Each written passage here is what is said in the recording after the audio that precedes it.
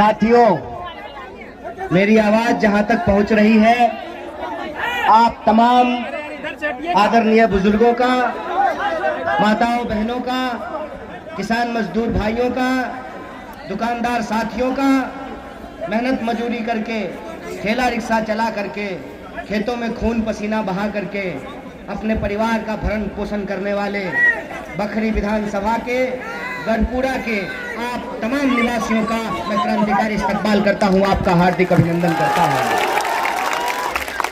दोस्तों, कल मेरी तबीयत खराब हो गई थी और मुझे लग रहा था कि शायद आज हम अपनी बातचीत आपके बीच नहीं रख पाएंगे, लेकिन मंच पे मौजूद सम्मानित लोगों को देखकर, विभिन्न पार्टी के नेतागण और आपके चेहरे की उम्मीदों को देख करके एक नई जान आ गई है। इसके लिए मैं आपका तहे दिल से शुक्रिया अदा करता हूं। दोस्तों, आप सब जानते हैं कि ये महागठबंधन 5 पार्टियों का महागठबंधन है। लोग कहते हैं 5 अंक बड़ा शुभ होता है और ये इस बात का शुभ संकेत है कि हम लोग अपनी तमाम चीजों को भुलाकर ये चाहते हैं कि एक मुकम्मल एकता बने, एक चट्टानी एकता बने। और ये चट्टानी एकता सिर्फ इस बात के लिए नहीं है कि हम तालमेल करके कुछ सीट जीत जाना चाहते हैं। दरअसल हमारी कोशिश ये है कि ये चट्टानी एकता बिहार में बदलाव को लेकर के आए, बिहार को बदलने का काम करे, इसलिए एकता बनाई गई है। इस महागठबंधन में शामिल राष्ट्रीय जनता दल के तमाम नेतागण, आदरणीय राम पदारथ बाबू, उर्मिला ठाकुर जी, सीपीआईएम के नेतागण, सीपीआई के नेतागण, आप सबका मैं बहुत बहुत धन्यवाद करता हूं कि एक बार आपने पुनः मुझे गढ़पुरा आने का मौका दिया है।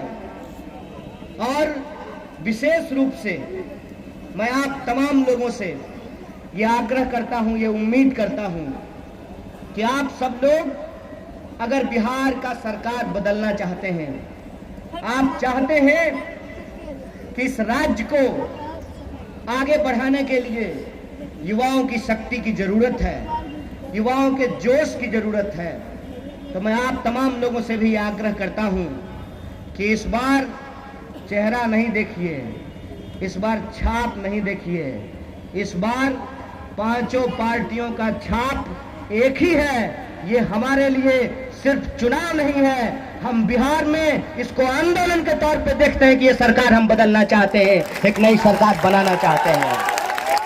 इसीलिए ये कोई पारंपरिक चुनाव नहीं है। आप सब जानते हैं कि किन गंभीर परिस्थितियों में ये चुनाव हो रहा है।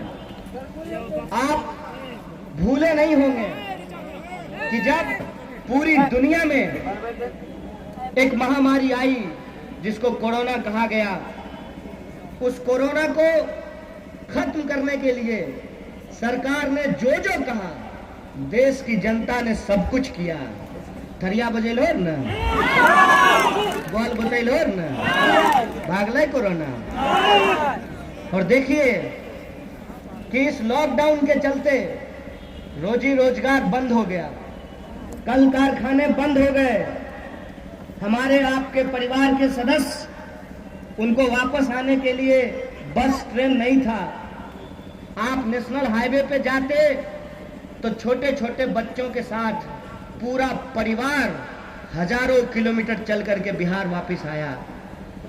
हमारी हालत क्या है कि हमको अपनी हर चीज के लिए, हम भी बाहर में जाकर के पढ़ाई किए थे। क्यों? बेगूसराय में अगर विश्वविद्यालय होता तो हम बेगूसराय में नहीं पढ़ते। इसीलिए लोकसभा चुनाव जब हो रहा था तो हमने क्या मांग उठाई थी, याद कीजिए आप तमाम लोगों के बीच हम चुनाव प्रचार करने के लिए आए थे और हमने आपको क्या कहा था कि हमारा सवाल जात और धर्म का सवाल नहीं है, हमारा सवाल इंसान और इंसानियत का सवाल है। हमारा सवाल इस बात से जुड़ा हुआ है कि हम बिहार में बेहतर शिक्षा व्यवस्था चाहते हैं। इसीलिए अपनी घोषणा पत्र में हमने दिनकर विश्वविद्यालय बेगूसराय में बनाने की मांग की थी।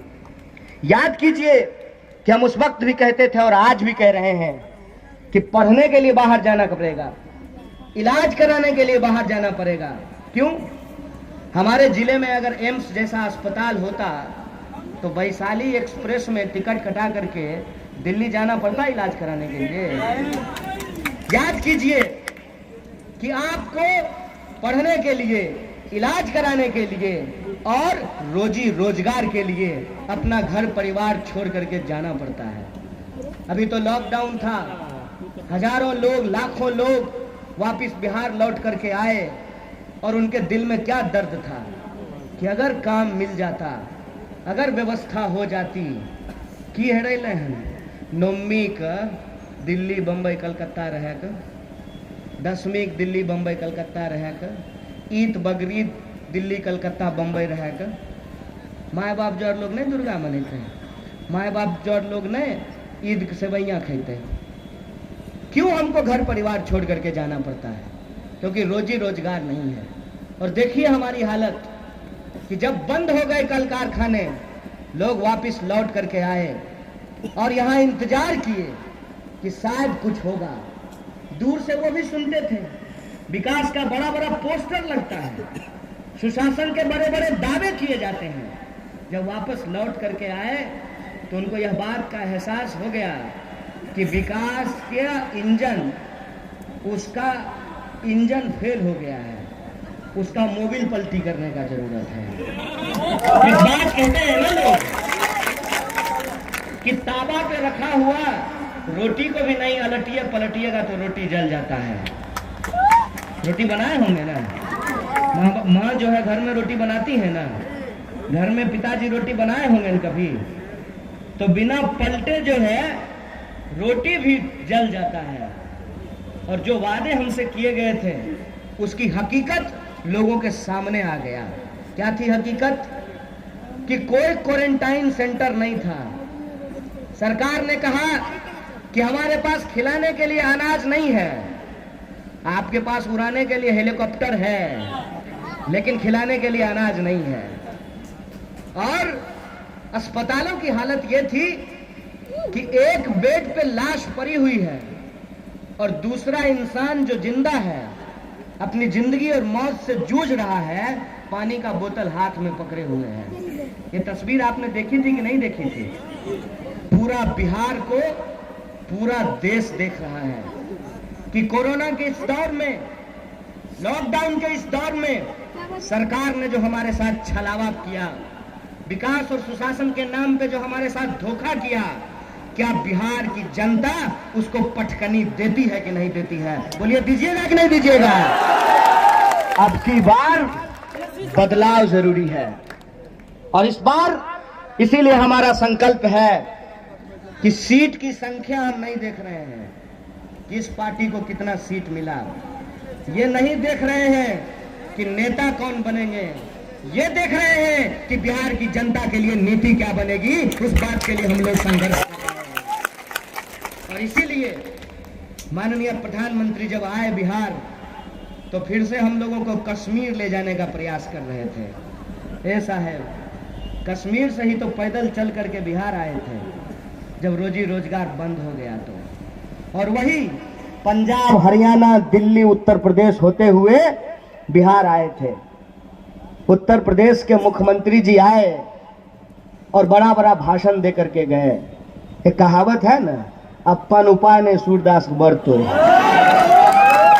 अपना राजकाज संभाल नहीं रहा है, हम लोगों को आकर के ज्ञान दे रहे हैं। साहब, कान खोल करके सुन लीजिए, ये बिहार की जनता है और बिहार का इतिहास ये है कि हम जब जब आते हैं अपने पर, तब तब लोगों के दांत खट्टे करते हैं, उनको छक्के छुड़ाते हैं। याद कीजिए, जब अंग्रेजों को लगता था कि हम ये देश छोड़ करके नहीं जाएंगे, तो 1942 के भारत छोड़ो आंदोलन में बेगूसराय की जनता ने पूरे देश कर दिखाया था कि आंदोलन कैसे किया जाता है। याद कीजिए, चाहे कोई भी दौर रहा हो, जब सत्ता निरंकुश होने लगती है तो बिहार का जनता जना भैंसी के लोग नहीं नाथे छे, वही नाथने का काम करती है। इस सरकार को जो गुमान हो गया है कि कोई इसको पलट नहीं सकता है, कोई इसको बदल नहीं सकता है, आप तमाम लोगों को यह संकल्प लेना पड़ेगा कि अगर इस देश के नेता अपने बारे में सोचते हैं, हमको भी अपने बारे में सोचना पड़ेगा, अपने बाल बच्चों के बारे में सोचना पड़ेगा। बोलिए, सोचिएगा कि नहीं सोचिएगा? संकल्प लेते हैं कि नहीं लेते हैं? सरकार बदलना है ना, मसुआए गेलो हो, मसुआइए नहीं। हम आपके साथ एक नारा लगाना चाहते हैं, हम कहेंगे जय हिंद, और आप इतनी जोर से बोलिएगा जय भारत कि दिल्ली की सत्ता हिलनी चाहिए।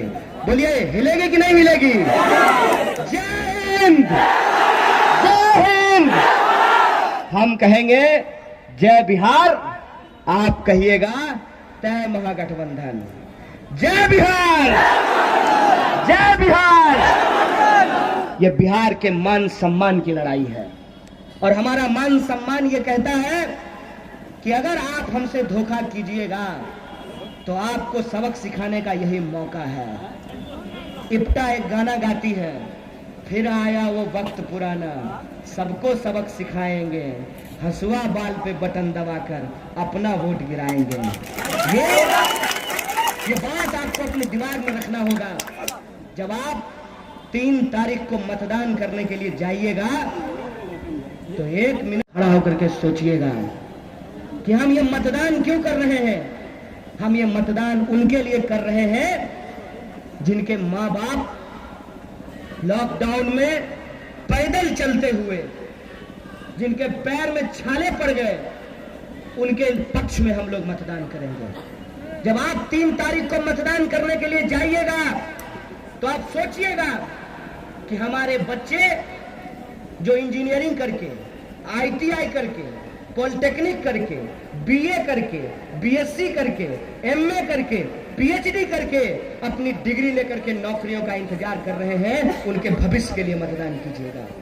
हमारे किसान भाई जो खेतों में जाकर के खून पसीना बहाते हैं और उनको उनके फसल का दाम नहीं मिलता है।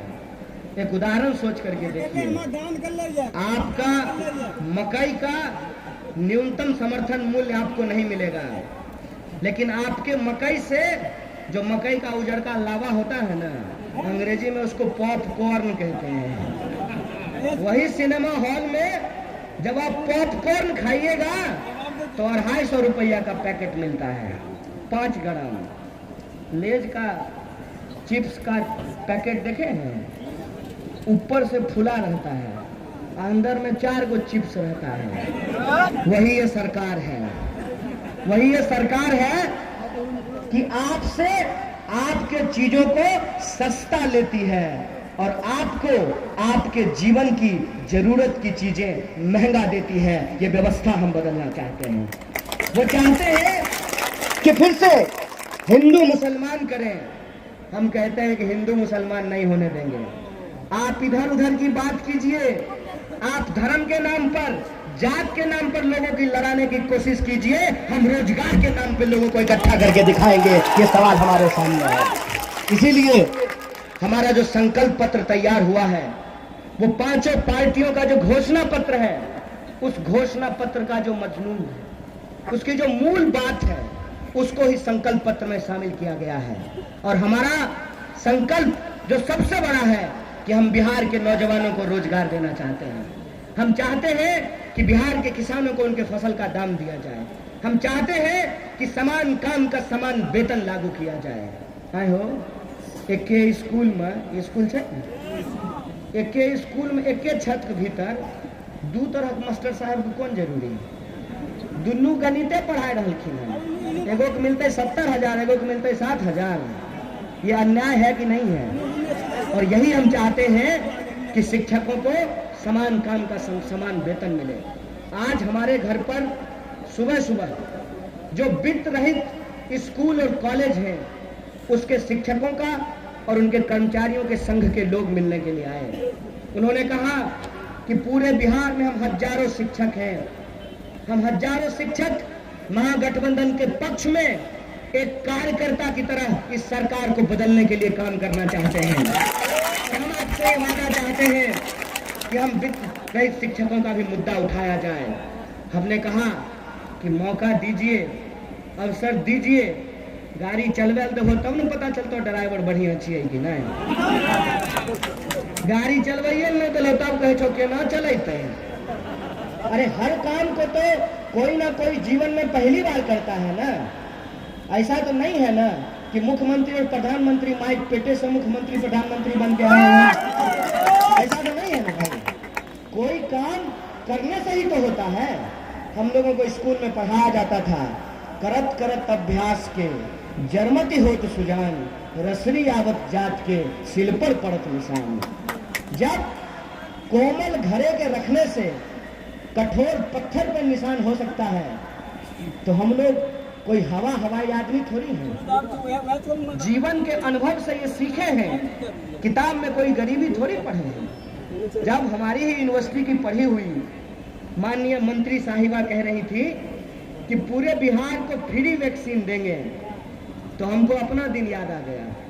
जब हम स्कूल में पढ़ते थे तो 50 रुपया दिहाड़ी पे घर घर घूम करके पोलियो का ड्रॉप पिलाते थे। बताइए, उस वक्त का सरकार भी अगर कहता कि नहीं हम बिहार को फ्री देंगे और बंगाल से पैसा लेंगे तो आपको अच्छा लगता सुनने में? ये झूठ क्यों बोला जा रहा है, ये धोखा क्यों दिया जा रहा है? एक तो वैक्सीन अभी आया नहीं है, दूसरा वैक्सीन आने से पहले ही चुनाव आ गया है। तो कुछ तो ऐसी बात हो ना कि फिर से लोगों को ठगा जा सके। जैसे ठगा गया कि आपके खाते में 15 लाख रुपया आ जाएगा, क्या कोई लोग के लोन हाथ उठबोता एको को के नहीं। इहल कहे छियो भाजपो वाला से दुकान पर लड़ाई के जरूरत नहीं है। ऐसा नहीं है खाली तोरे ठेक लेलको है, बेचारा ओकरो ठेक लेलको है।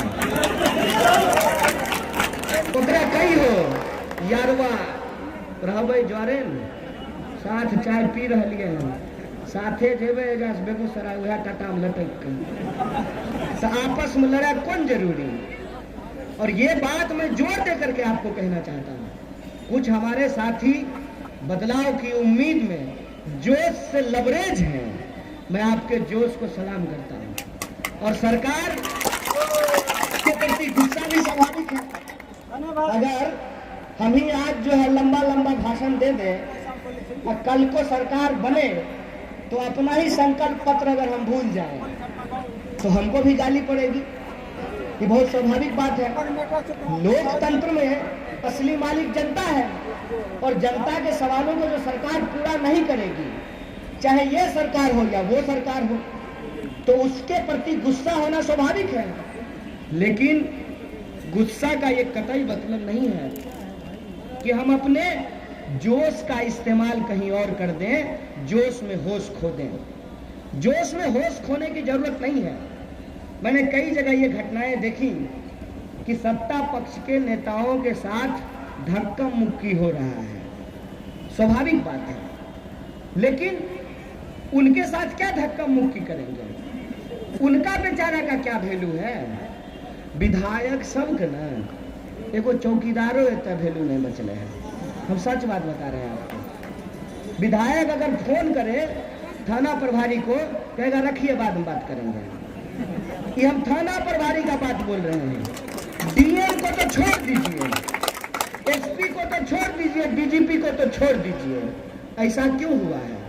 ऐसा इसलिए हुआ है कि जब विधायक जनता से वोट लेकर के अपना ईमान बेच देते हैं तो उनका रुतबा चला जाता है। किसी भी लोकतांत्रिक प्रक्रिया में नेता की ताकत जनता होती है और जिस दिन नेता जनता से कट जाए उस दिन ब्यूरोक्रेसी उसका सुनना बंद कर देती है।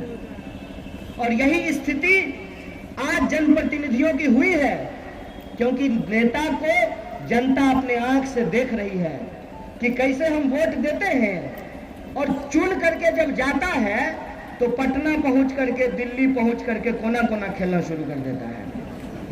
आप देखिए कि कैसे चुने हुए विधायकों को कैदी की तरह बस पे बिठा करके इस होटल से उस होटल घुमाया जाता है। इसीलिए जब आज हम आपके बीच आए हैं तो पूरी जिम्मेवारी से ये बात कह रहे हैं कि अगर आप सूर्यकांत जी को जिताइएगा तो कम से कम आपको होटल होटल इनको आप घूमते हुए नहीं पाइएगा।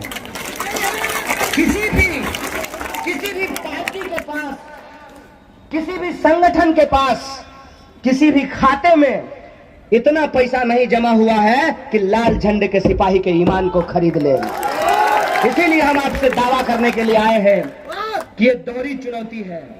पहली चुनौती ये है कि आपको अपने गुस्से का और अपने जोश का होश से इस्तेमाल करना है, और आपको तब तक आराम नहीं करना है जब तक कि 10 तारीख को परिणाम हमारे पक्ष में नहीं आ जाता है। हम देखे छिए लड़का सबको बड़ा जोश है, मार मोटरसाइकिल हुरहुरैने, एकदम फेसबुक पर लाइव कईने, सेल्फी खिंचैने, बहुत अच्छी बात है। और ये उत्साह देख करके ही हमने आपको कहा कि मेरी तबीयत खराब हो गई थी, एकदम स्वस्थ हो गए हैं आप लोगों को देख करके।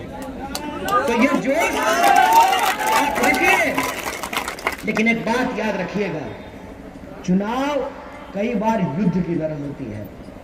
ऐसा नहीं हो सकता है कि जैसे बॉर्डर पे हमारे भाई लोग नौकरी करते हैं तो कहते हैं कि अपना पोस्ट 5 मिनट के लिए भी छोड़ करके दूसरे पोस्ट पर नहीं जा सकते हैं। तो आपको जिस बूथ की जिम्मेवारी मिली है वही आपका पोस्ट है, और उस बूथ में पढ़ने वाले जो मतदाता हैं वो आपकी जनता है, आपकी जिम्मेवारी है। एक एक मतदाता को घर से बाहर लेकर के आना, बूथ पर उनको पहुंचाना और कोरोना प्रोटोकॉल को मानते हुए एक एक मतदान महागठबंधन के पक्ष में करवाना, यह आपकी जिम्मेवारी है। और आप जानते हैं कि हम लोग खूब भीड़ जुटा लेते हैं, खूब रैली जो है हम लोग निकालते हैं, और यह मान करके बैठ जाते हैं कि अब ये जीत गए, लेकिन परिणाम हमारे खिलाफ आ जाता है। क्यों? क्योंकि जो आखिरी वक्त है उस वक्त हम अपनी जिम्मेवारी को पूरा करने में थोड़ा कसर छोड़ देते हैं। मैं ये बात खास करके अपने नौजवान दोस्तों से कहना चाहता हूँ कि खूब फेसबुक लाइव कीजिए, खूब सेल्फी खिंचाइए, लेकिन अपना पोस्ट छोड़ करके कहीं मत जाइए। जिस बूथ की जिम्मेवारी मिली है एक एक वोट वो आपके पक्ष में गिरना चाहिए, और यही आशा और विश्वास के साथ मैं आपको अपील करना चाहता हूं कि अगर हम ईमानदारी से लड़ेंगे तो हर हाल में इस लड़ाई को हम जीतेंगे। दुष्यंत कुमार ने एक बात कही है कि कैसे आकाश में सुराख नहीं हो सकता, एक पत्थर तो तबीयत से उछालो यारो। कैसे यह सरकार बदल नहीं सकती, एक एक वोट को महागठबंधन के पक्ष में डलवाए तो यारो। ये जिम्मेवारी उठानी पड़ेगी और ये लड़ाई हम बहुत जीतेंगे। बहुत बहुत धन्यवाद, बहुत बहुत शुक्रिया आप तमाम लोगों का, बहुत बहुत धन्यवाद।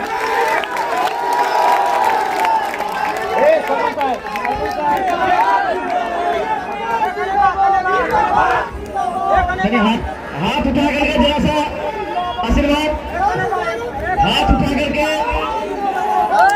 माननीय कन्हैया जी और हमारे महागठबंधन के सारे नेता आपसे आशीर्वाद के आकांक्षी हैं।